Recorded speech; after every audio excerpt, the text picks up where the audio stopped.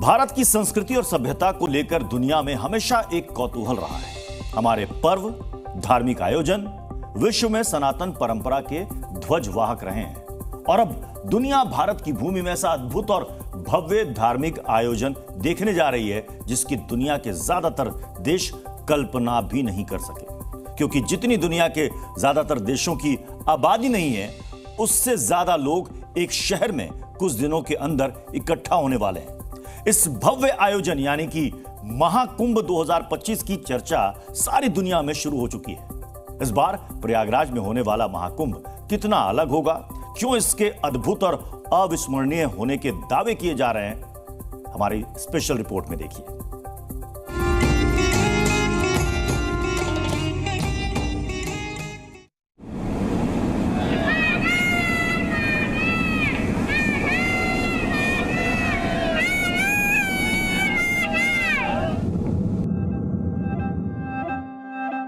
अग्रान हिडनक तक नक दुम तिट तक गदि गनरा। अग्रान हिडनक तक नक दुम तिट तक गदि गनरा।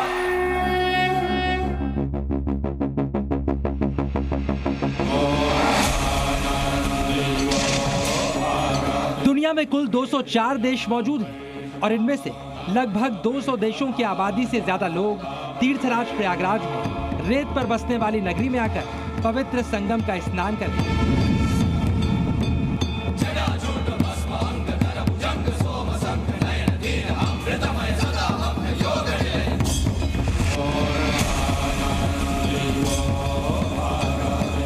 चालीस करोड़ से भी ज्यादा श्रद्धालुओं की अगवानी के लिए प्रयागराज तैयार हो रहा है। दुनिया के सबसे बड़े धार्मिक आयोजन महाकुंभ 2025 को देखने के लिए देश ही नहीं, दुनिया के कोने कोने से लोग पहुंचने वाले हैं।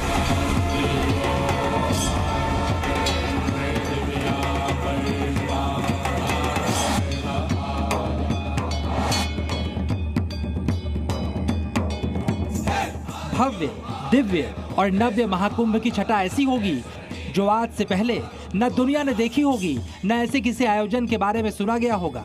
देवताओं की प्रिय संगम नगरी में श्रद्धा, आस्था और पवित्रता का वो नजारा दिखेगा जिसे देखने वाले इस अनुभव को पूरी जिंदगी भुला नहीं पाएंगे।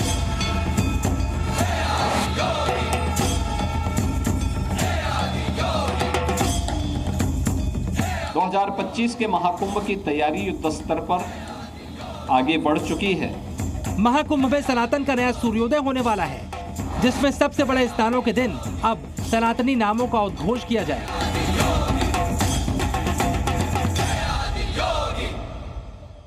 अनेक प्रकार के शब्दों पे मंथन हो रहा है।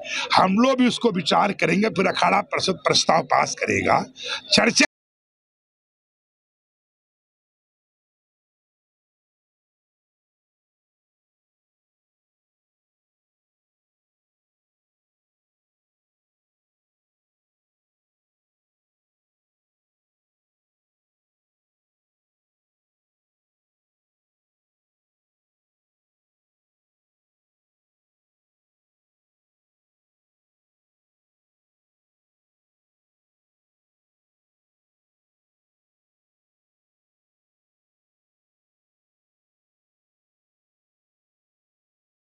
प्राप्त होगी।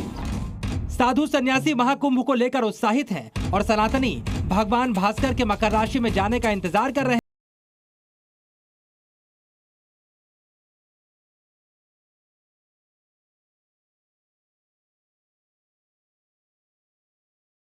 करने के लिए मुख्यमंत्री योगी आदित्यनाथ ने इसके लोगों का अनावरण कर दिया और इसी के साथ महाकुंभ का संदेश सारी दुनिया तक पहुंचना शुरू हो गया।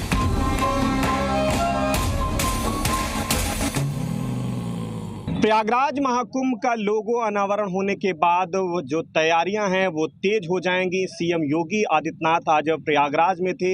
यहां पर उन्होंने लोगो का अनावरण ही नहीं किया बल्कि अधिकारियों को महाकुंभ की जो तैयारियां हैं उसको युद्ध स्तर पर शुरू करने के जो निर्देश हैं दिए हैं। सीएम ने डेडलाइन भी तय कर दी है। सीधे तौर पर सीएम ने ये भी कहा है कि संगम की रेती पर 2025 का जो महाकुंभ होगा वो पूरी दुनिया में चर्चा का केंद्र होगा। संगम की रेत पर आस्था का सैलाब उबलने के लिए तैयार है। हाथ से छूटती रेत की तरह तेजी से वक्त गुजर रहा है और उससे दोगुनी तेजी के साथ प्रयागराज में महाकुंभ की तैयारियां चल रही हैं। और इस तैयारी का जायजा लेने के लिए पहुंचे मुख्यमंत्री योगी आदित्यनाथ ने प्रयागराज के कोतवाल कहे जाने वाले लेटे हुए हनुमान जी के मंदिर में जाकर उनकी पूजा अर्चना की।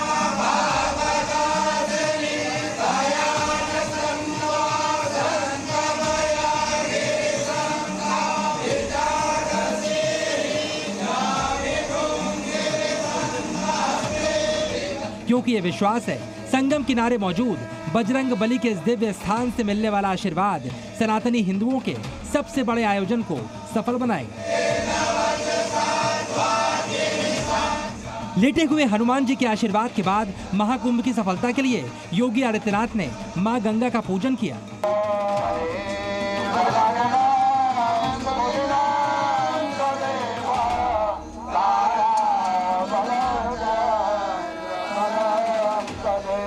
इसके बाद मां गंगा और यमुना के संगम में विचरण करके यहाँ की निर्मलता का भी जायजा लिया, क्योंकि यहीं पर हजारों लाखों नहीं करोड़ों की तादाद में श्रद्धालु पहुंचेंगे और पवित्र जल में स्नान करके दिव्य अनुभूति करेंगे। लेटे हुए हनुमान जी के कॉरिडोर निर्माण के कार्य को भी और दर्शन करने का भी अवसर प्रातःकालीन सत्र में हमें हुआ है। मुख्यमंत्री योगी आदित्यनाथ ने ऐलान किया है कि महाकुंभ 2025 के आयोजन की तैयारियां इस तरह से की जा रही हैं कि 2019 के कुंभ की भव्यता भी लोग भूल जाएंगे। महाकुंभ 2025 में जो सबसे अनोखा बदलाव देखने को मिलेगा उस पर भी मुख्यमंत्री ने मुहर लगा दी है। कुंभ के आयोजन में सबसे विशिष्ट होता है वो शाही स्नान, जिसमें सनातन परंपरा के ध्वजवाहक अखाड़े पूरी भव्यता और शोभा के साथ पर्वों के दिन स्नान करने संगम की तरफ जाते हैं। इस परंपरा को देखने के लिए शाही स्नान वाले दिनों में दुनिया भर से लोग पहुंचते हैं, क्योंकि यहाँ पर मौजूद होते हैं ऐसे साधु जिन्हें एक साथ देखना कहीं और संभव नहीं। लेकिन इस बार इस परंपरा में कुछ बदलाव होने वाला है। 2025 महाकुंभ को लेकर के तमाम जो दावे हैं वो भी किए जा रहे हैं। कहा यह जा रहा है कि इस बार का जो महाकुंभ है अपने आप में बेहद खास होगा। ये आयोजन दुनिया का सबसे बड़ा धार्मिक आयोजन होगा। इतना ही नहीं, शाही स्नान और पेशवाई को लेकर के भी जो संतों ने आवाज़ उठाई है उसको लेकर के भी सीएम योगी ने जो अपनी सहमति है वो दे दी है। सीधे तौर पर कह सकते हैं कि इस बार के महाकुंभ में मुगल कालीन जो शब्द रहे हैं शाही स्नान और पेशवाई, इस बार नहीं दिखाई देंगे। इसकी वजह भी समझ लीजिए। अखिल भारतीय अखाड़ा परिषद ने कुंभ में उर्दू और फारसी शब्दों के प्रयोग पर आपत्ति जाहिर की और इसी के साथ शाही और पेशवाई शब्दों के इस्तेमाल पर रोक लगाने का प्रस्ताव पारित हो गया। जो शाही शब्द है ये गुलामी का प्रतीक है। क्या हमारी मातृभाषा में कोई शब्द नहीं है? क्या हिंदी में कोई शब्द नहीं है? क्या संस्कृत में कोई शब्द नहीं है? हम नहीं चाहते कि इस बार हम जो है संस्कृत के शब्द से हिंदी में कुछ ऐसे नाम दिए जाए जो उर्दू को हटा करके उनका नाम हिंदी में हो। संतों ने सर्वसम्मति से जिस प्रस्ताव को पारित किया उसके बारे में मुख्यमंत्री योगी आदित्यनाथ के साथ हुई बैठक में उनको भी जानकारी दे दी गई। मुख्यमंत्री योगी आदित्यनाथ को भी इन नामों को बदलने पर कोई आपत्ति नहीं।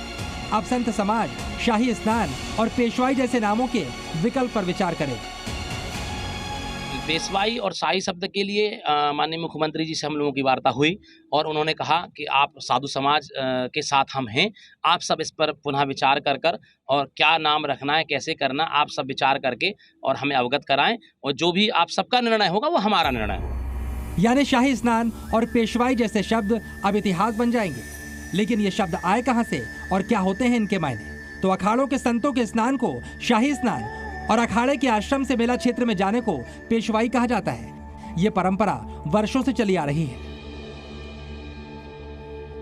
फिलहाल संत शाही के स्थान पर राजसी स्नान, अमृत स्नान, दिव्य स्नान या फिर देवत्व स्नान जैसे नामों पर विचार कर रहे हैं। इनमें से भी कोई एक नाम शाही स्नान के स्थान पर इस्तेमाल किया जा सकता है, जबकि फारसी शब्द पेशवाई की जगह छावनी प्रवेश शब्द का प्रयोग किया जा सकता है और संतों की इच्छा पूर्ण की जाएगी, इसका आश्वासन मुख्यमंत्री देकर गए। संतों के साथ बातचीत हुई है, बैठक हुई है और सभी लोग बहुत सकारात्मक भाव के साथ कुंभ के साथ जुड़ेंगे। देखिए, प्रशासन और शासन की व्यवस्था एक नैतिक व्यवस्था के साथ जुड़ी है और संत ही इस व्यवस्था के साथ जुड़ करके इसे भव्य और दिव्य बनाएंगे और प्रयागराज को एक बार फिर से हम वैश्विक स्तर पर पहुंचाने का कार्य करेंगे। इन नई परंपराओं के साथ महाकुंभ को दिव्य और भव्य बनाने के लिए क्या क्या किया जा रहा है वो भी समझिए। महाकुंभ में आने वाले श्रद्धालुओं की संख्या इस बार पुराने सारे रिकॉर्ड तोड़ने वाली है। इसलिए महाकुंभ का क्षेत्रफल 32,000 हेक्टेयर से बढ़ाकर 4,000 हेक्टेयर किया गया है। मेला क्षेत्र को कुल 25 सेक्टरों में बांटा गया है, जहां पर श्रद्धालुओं, तीर्थ पुरोहितों और अखाड़ों के साथ ही संत महात्माओं के शिविर लगाए जाएंगे। प्रयागराज महाकुंभ में आने वाले श्रद्धालुओं को किसी तरीके की असुविधा न हो, इसके लिए यातायात की तरफ से भी तमाम जो जरूरी पहल है वो किए जा रहे हैं। प्रयागराज के नागवासुकी मंदिर से फाफा मऊ तक गंगा की रेती से सटा हुआ रिवर फ्रंट बनाया जा रहा है। ये रिवर फ्रंट जो भी अवच्छेद से श्रद्धालु संगम क्षेत्र आएंगे उनके लिए आसानी होगा। वहीं शहर की जो सड़कें हैं उसका भी चौड़ीकरण किया जा रहा है। चौराहों को भी सजाने और संवारने का काम किया जा रहा है।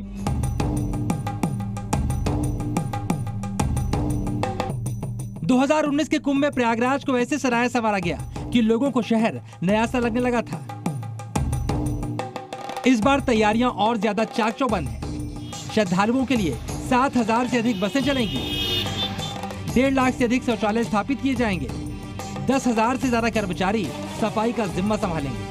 रेलवे स्टेशन का दायरा भी बढ़ाया जा रहा है। इसके अलावा रेलवे महाकुंभ के दौरान प्रयागराज के अलग अलग स्टेशनों से करीब 900 स्पेशल ट्रेनें चलाएगा।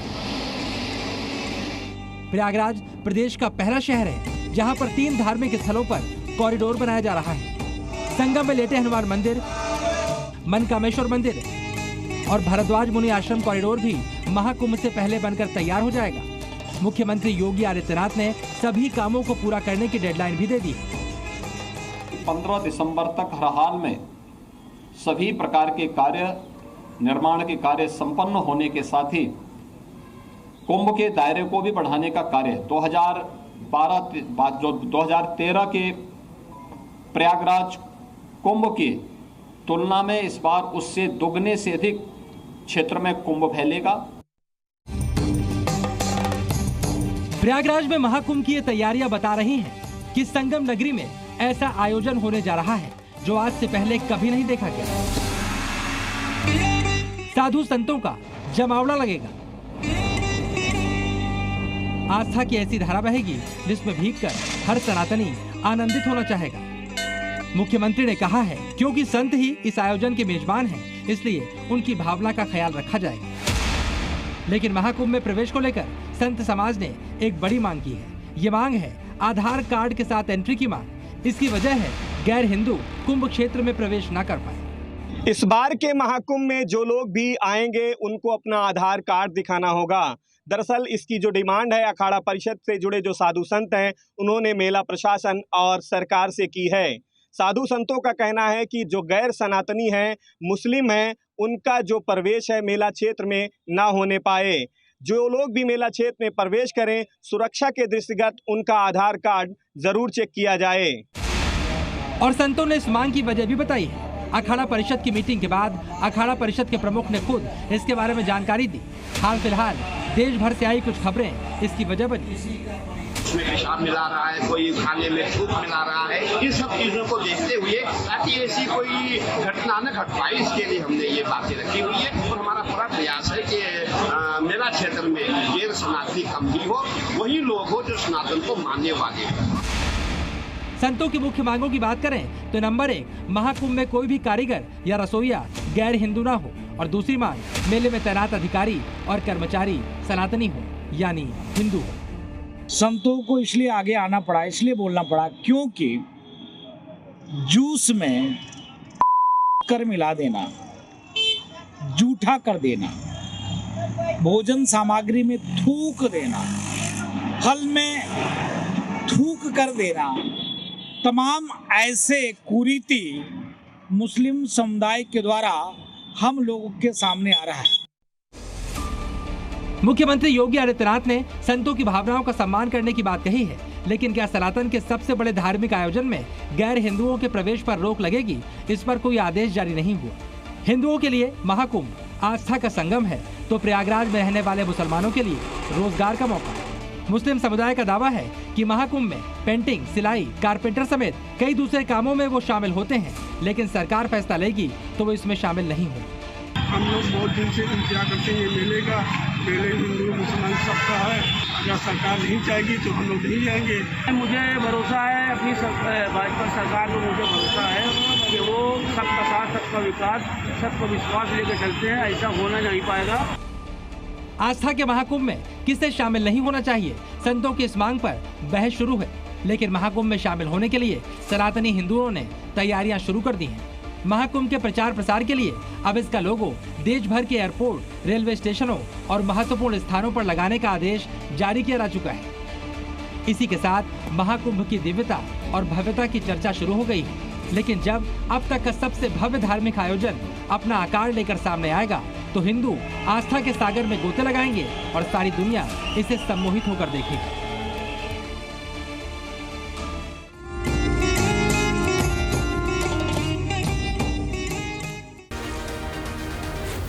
Z News.